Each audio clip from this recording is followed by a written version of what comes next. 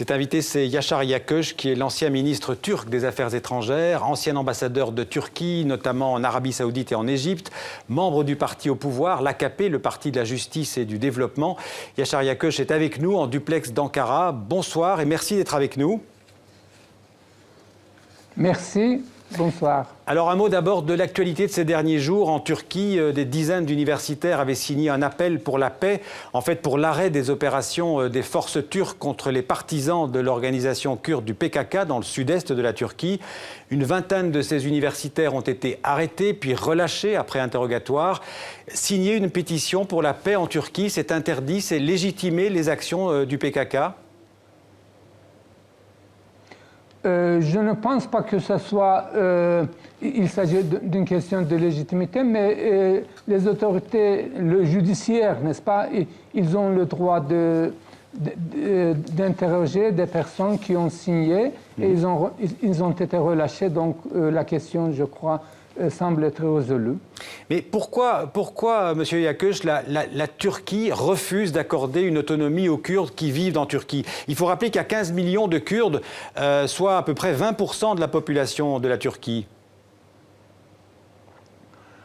Il n'y a pas de pays qui a passé d'un régime unitaire, comme la France d'ailleurs, à un pays fédéral. Donc, s'il s'agit de l'indépendance de Kurdistan, il y a des problèmes bien sûr en Turquie parce que la plus grande ville kurde en Turquie, ce n'est pas Diyarbakır ou au sud de la Turquie, mais c'est Istanbul. La deuxième grande ville kurde, ce n'est toujours pas Diyarbakır, c'est İzmir ou Mersin. Donc, les Kurdes sont un peu partout en Turquie. Oui. Comment est-ce qu'on peut, n'est-ce pas, diviser la Turquie et démembrer un pays, ça, je ne pense pas qu'aucun pays acceptera ça. Vous avez parlé d'indépendance, moi j'ai simplement parlé d'autonomie. Les Kurdes ne réclament pas immédiatement leur indépendance, ils réclament plus d'autonomie à l'intérieur de la Turquie.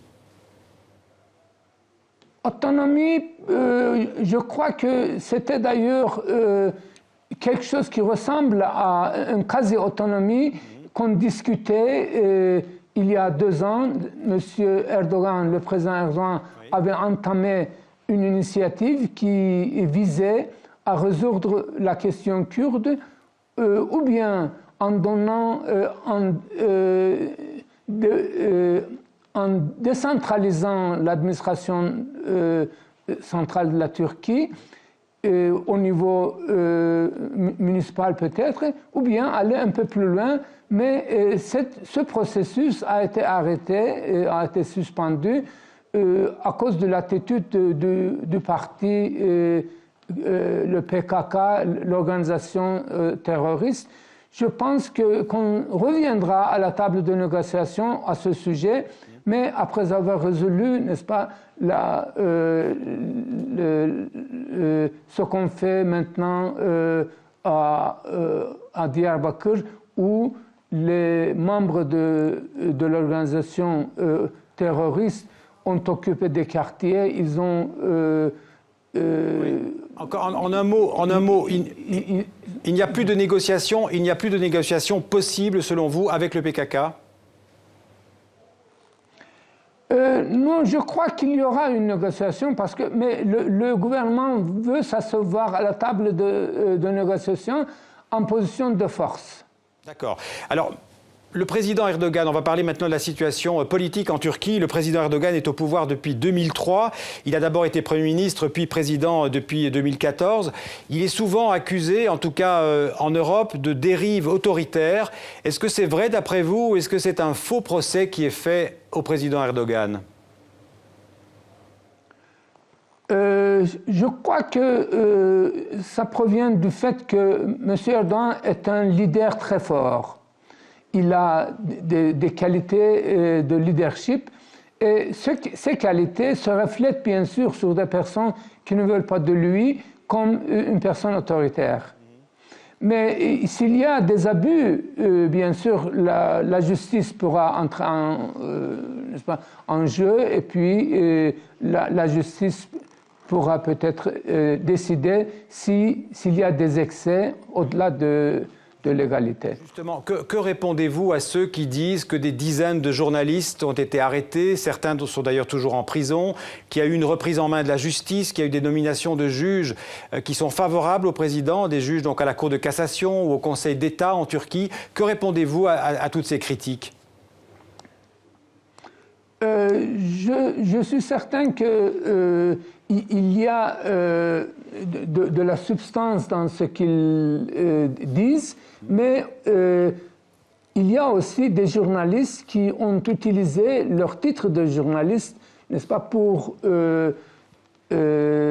aider ou bien pour susciter des actes de violence. Alors, la justice pourra peut-être distinguer ceux qui l'ont fait et ceux qui ne l'ont pas fait, mais la justice fonctionne très lentement en Turquie, malheureusement. Je crois que le gouvernement doit prendre des mesures pour accélérer un petit peu la justice et relâcher les personnes qui n'ont pas fait des choses contre la loi. Alors, le président Erdogan a aussi eu des mots qui ont choqué en Europe et en France en particulier sur l'égalité entre les hommes et les femmes qui serait, d'après lui, contre nature. La femme, a-t-il dit, est faite pour la maternité. Ce sont des mots qui ont choqué. Est-ce que c'est une évolution dans la conception de la liberté de la femme en Turquie ?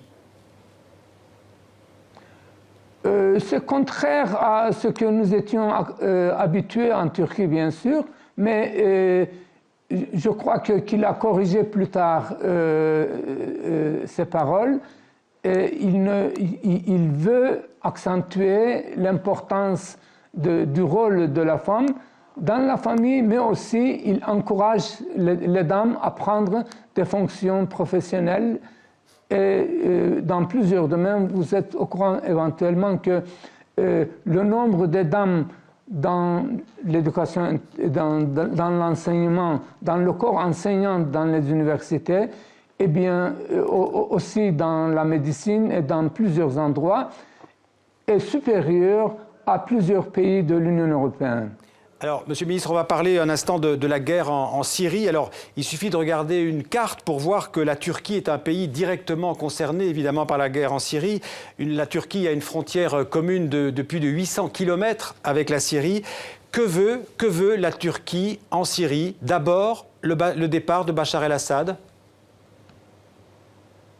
Le départ de Bachar el-Assad, c'est bien sûr, c'est une question, c'est un but prioritaire pour la Turquie, parce que la Turquie pense que la plupart des choses qui sont arrivées et qui se sont produites en Syrie, c'est à cause du comportement de Bachar el-Assad.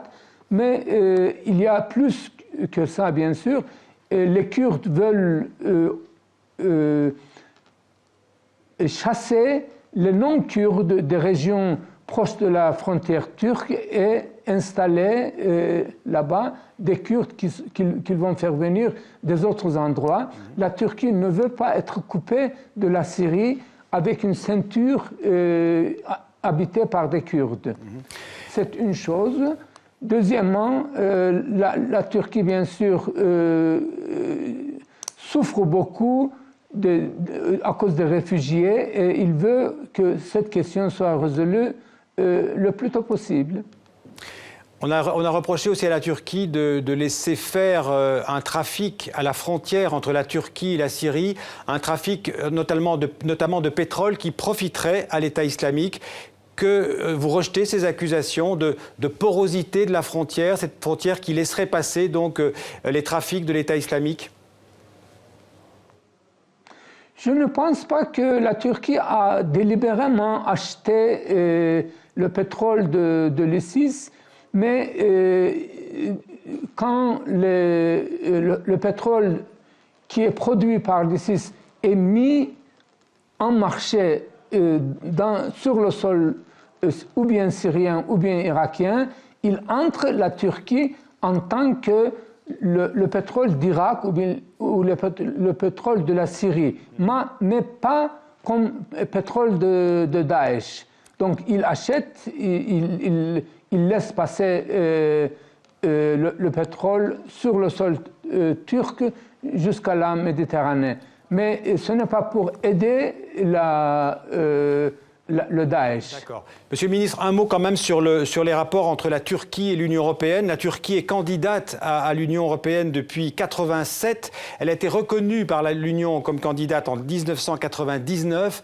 Est-ce qu'aujourd'hui, la Turquie a toujours envie de devenir membre de l'Union européenne?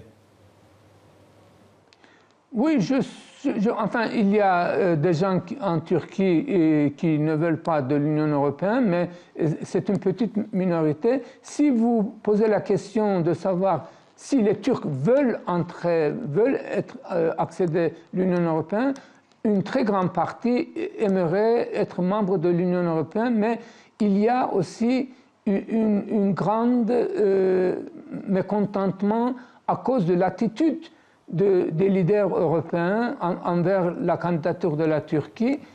Mais à mon avis, la Turquie ne doit pas